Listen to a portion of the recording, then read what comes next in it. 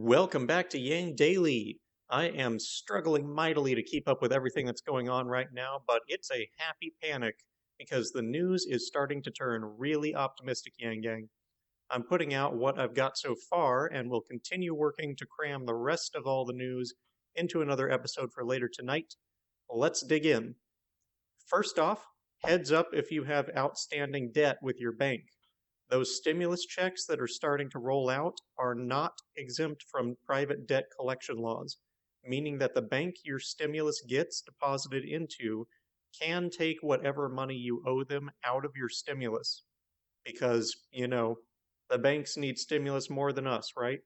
On a better note, if you are in need of financial help, there is a new potential source.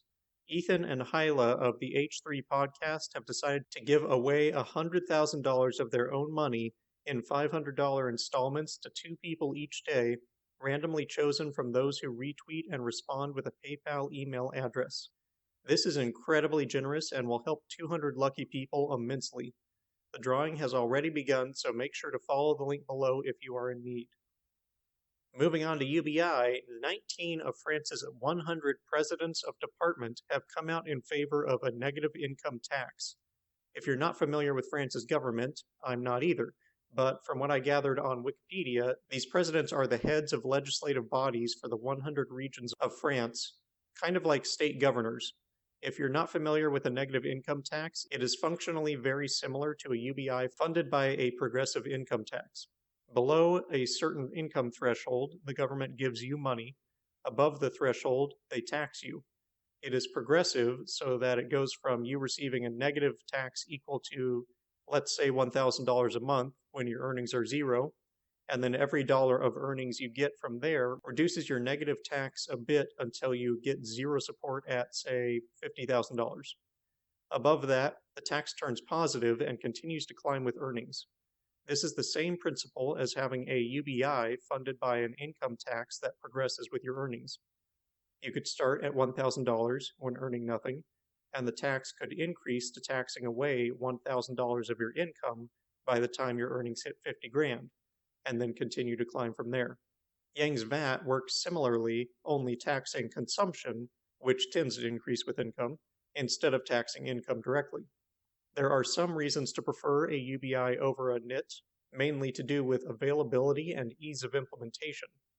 A NIT requires more bureaucratic burden because you are basing the benefit on earnings, meaning you either have to measure earnings frequently or risk applying the benefit based on outdated earnings information, or require people to update the IRS every time their earnings change, none of which is desirable. It's also possible for UBI to be radically different from a NIT if it is not funded by progressive taxes. Anyway, about 20% of France's governors are now supporting this version of UBI, which is great news. Let's keep it growing. But we have much bigger news than that. Pollster Data for Progress released the results of a poll they conducted between March 27th and March 28th regarding support among the general population for an emergency basic income, and the results are simply astounding. Overall, a total of 66% of the general populace favors a basic income of $2,000 per adult and $1,000 per child for the duration of the crisis and a full year beyond over the alternative of a one-time $2,000 payment. It achieved a majority among both parties, with 77% of Democrats supporting it and 52% of Republicans. Respondents were also asked to choose between delivery via a debit card or a tax credit, and 68% chose debit card. The results on the question of means testing are a bit more disappointing, but understandably so since most people do not understand this issue. 88% preferred that those earning less than $30,000 receive the benefit, which is good, but only 14% preferred that those earning over $100,000 receive the benefit, with 35% preferring that they receive a reduced portion.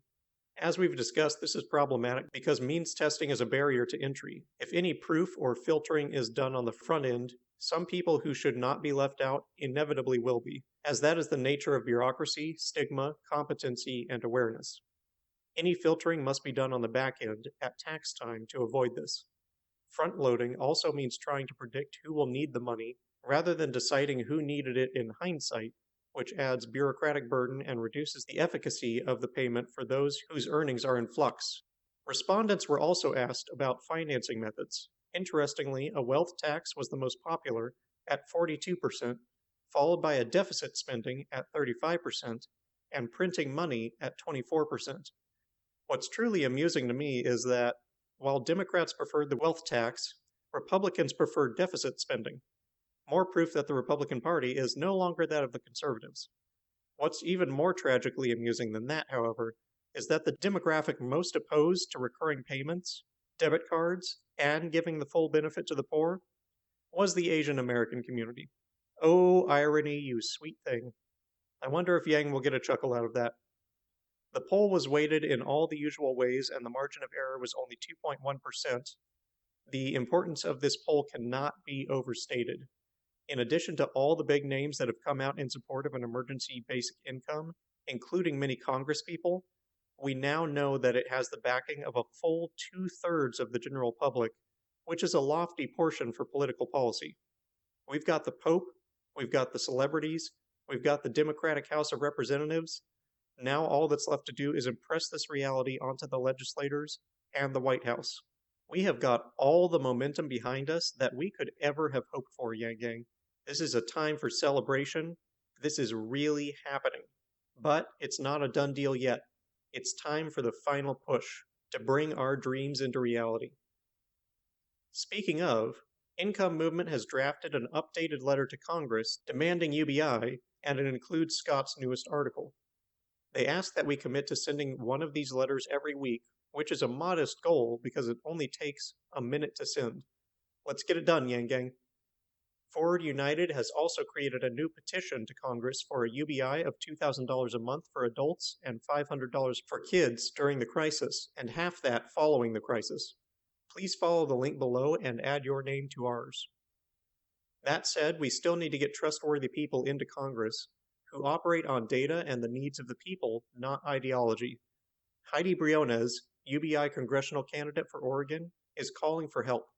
The election is in just a few weeks, and she is in need of volunteers to make calls and donors to fund her campaign in this final stretch.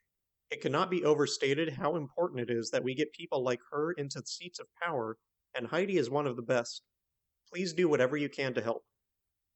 Another recent poll by Harvard Harris of 2,400 people across ideologies found that 60% are afraid to risk infection by voting in person, and a whopping 77% support the much more rational approach of conducting the entire general election by mail. This is a no-brainer, quite frankly. We've had universal mail-in voting here in Washington state for decades. I've never voted any other way, and it's absolutely the way to go.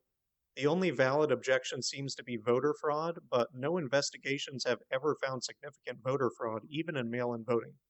If we're worried about distorting the vote, we should be many times more concerned about the massively more prevalent issue of people being unable to vote in person due to myriad reasons of time, accessibility, misinformation, and so on.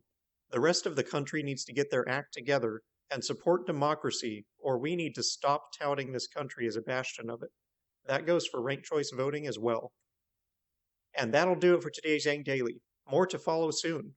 Put your name in the running for the H3 giveaway if you need help. Bookmark our amazing new poll and spread it to the four corners of the earth. Sign up to help Heidi push over the finish line. Flood your reps with calls, tweets, and letters, but particularly 5 calls a day, so that we can push emergency UBI over the finish line. Print and hand out your neighborhood outreach cards. Get your taxes filed or visit the IRS portal so you can get your $1,200. Consult Humanity Forward, the Income Movement Aid Database, or United Way if you need help. Call and write Trump, Pelosi, McConnell, Graham, Dean, and Schumer why true UBI stimulus is the best solution. Use ResistBot or Income Movement to easily contact all your representatives. Consider what we can do to push the movement forward in this critical moment, and discuss with others at the local hubs in the support links. And don't forget to Yang Daily.